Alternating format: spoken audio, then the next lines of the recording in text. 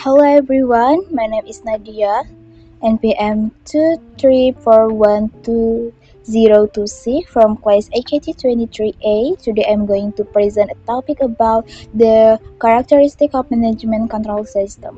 In this presentation, I will explain what management control system are, their main purpose, key component, and how human behavior influence their effectiveness.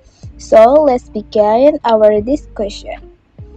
Sistem pengendalian manajemen atau disingkat SPM merupakan fondasi penting dalam menjalankan organisasi modern. SPM membantu memastikan bahwa setiap tindakan yang dilakukan manajemen dan karyawan tetap selaras dengan tujuan strategis perusahaan.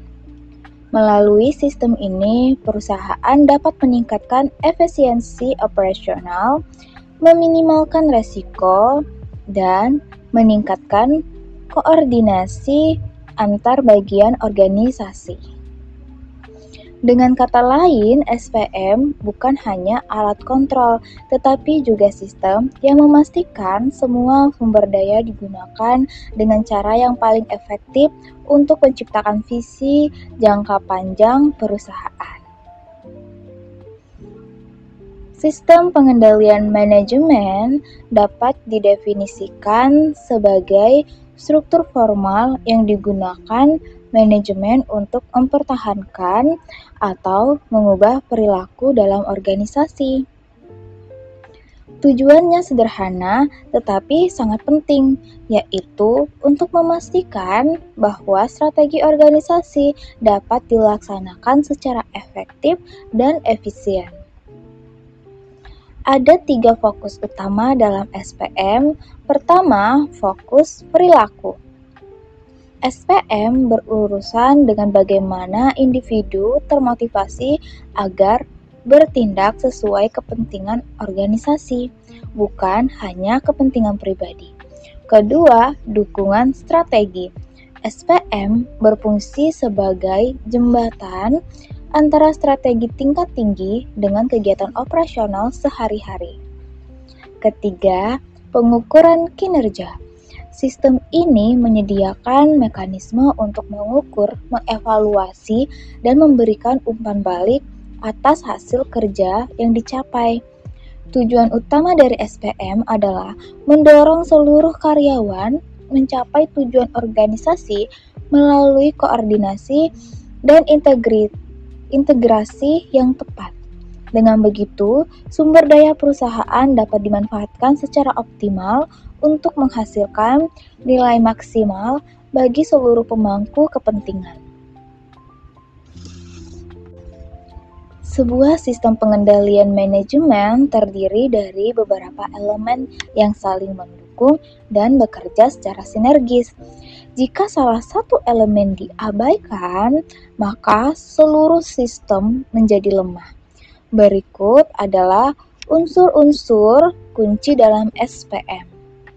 Pertama, ada perencanaan strategis, menentukan tujuan jangka panjang dan strategis utama organisasi. Kedua, anggaran atau budgeting, menerjemahkan rencana strategis menjadi rencana operasional yang lebih konkret, termasuk alokasi sumber daya secara kuantitatif. Yang ketiga, kompensasi dan insentif, memberikan penghargaan atau bonus yang sesuai dengan pencapaian tujuan organisasi. Yang keempat, pusat pertanggungjawaban, menetapkan tanggung jawab dan wewenang dengan jelas, misalnya pusat biaya, pusat laba, dan pusat investasi. Yang kelima, mengukur kinerja, mengukur hasil aktual dan membandingkannya dengan standar atau target yang sudah ditetapkan. Dan yang keenam, pelaporan dan umpan balik, menyampaikan hasil kinerja kepada manajer agar dapat diambil tindakan korektif bila diperlukan. Unsur-unsur ini harus konsisten dan saling mendukung, karena pengendalian yang efektif hanya bisa tercapai bila semua elemen terhubung dengan baik. SPM bukan hanya tentang angka dan proses, tetapi juga tentang manusia. Faktor manusia adalah elemen paling penting dalam keberhasilan sistem pengendalian. Ada 3 masalah perilaku utama yang sering muncul dalam organisasi. Yang pertama, kurangnya arah atau lack of direction. Karyawan tidak tahu apa yang diharapkan dari mereka. Yang kedua, kurangnya motivasi atau lack of motivation. Karyawan tahu apa yang harus dilakukan, tetapi tidak memiliki dorongan untuk melakukannya demi kepentingan organisasi. Yang ketiga, keterbatasan personal atau personal limitation. Karyawan memiliki niat baik tetapi kurang keterampilan atau kemampuan untuk melaksanakan pekerjaan dengan efektif. SPM yang baik dapat membantu mengatasi ketiga masalah ini dengan memberikan arahan yang jelas, insentif yang tepat, dan pelatihan yang memadai. Selain itu, budaya organisasi juga memegang peranan penting ketika nilai-nilai perusahaan tertanam kuat dalam diri karyawan, mereka akan mengambil keputusan yang benar tanpa harus menunggu aturan formal. Budaya yang kuat adalah bentuk pengendalian yang paling efektif. Agar SPM benar-benar efektif, sistem ini harus dirancang berdasarkan beberapa karakteristik utama berikut. Pertama, keselarasan strategi. Pengendalian harus mendukung dan selaras dengan strategi utama organisasi. Apa yang diukur harus mencerminkan hal-hal penting secara strategis. Yang kedua, fleksibilitas dan adaptabilitas. SPM harus cukup fleksibel agar dapat menyesuaikan diri dengan perubahan lingkungan bisnis, teknologi, dan struktur organisasi tanpa perlu dirombak total. Yang ketiga, tepat waktu dan relevan. Informasi pengendalian harus tersedia secara cepat dan akurat agar manajer bisa mengambil tindakan korektif sebelum masalah membesar. Laporan yang terlambat akan kehilangan nilainya.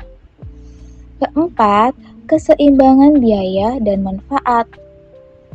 Biaya implementasi dan pengoperasian sistem pengendalian tidak boleh melebihi manfaat yang diperoleh.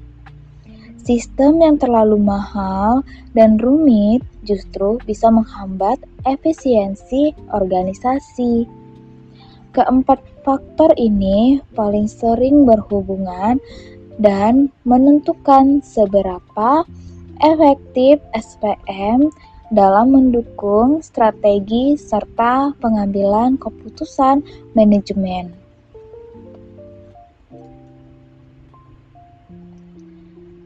Sebagai penutup, sistem pengendalian manajemen adalah alat yang dinamis dan sangat penting bagi organisasi. Sistem ini tidak hanya membantu organisasi mencapai tujuannya, tetapi juga memastikan perusahaan mampu beradaptasi, belajar, dan berkembang di tengah perubahan lingkungan bisnis. Ada 3 poin utama yang perlu diingat. Pertama, SPM adalah jembatan antara visi strategis dan pelaksanaan operasional sehari-hari. Kedua, faktor manusia tetap menjadi elemen dominan.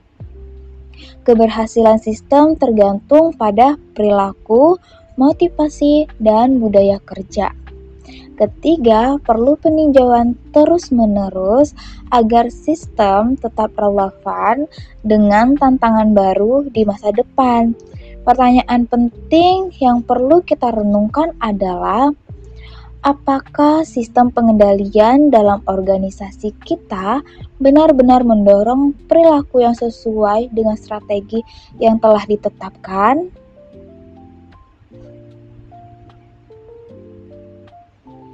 To conclude, a management control system is not just about monitoring number. It's about guiding people, aligning action, and achieving strategic goals. It bridges the gap between what the organization wants to achieve and how it should actually perform every day. Thank you so much for watching and listen to my presentation.